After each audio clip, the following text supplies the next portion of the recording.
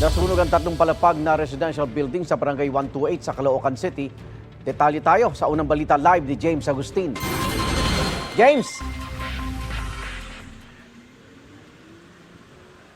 Iniimbestigahan pa ng Bureau of Fire Protection yung posibleng sanhi ng apoy na tumupok sa tatlong palapag na bahay. Dito po yan sa Caloocan.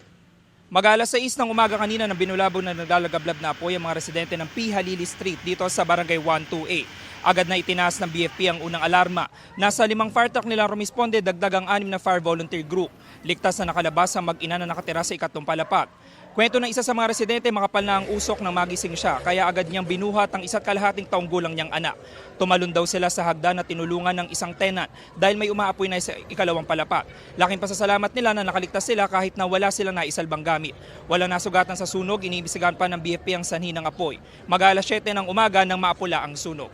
Samantala, sa mga oras na ito ay nagsasagawa ng mapping operation ng BFP. Yung pamilya naman na naapektuhan nitong sunog ay pansamantalang tutuloy sa Barangay Hall. Yan ang unang balita mula rito sa Caloocan. Ako po si James Agustin para sa GMA Integrated News. Igan, mauna ka sa mga balita, mag-subscribe na sa GMA Integrated News sa YouTube para sa iba't ibang ulat sa ating bansa.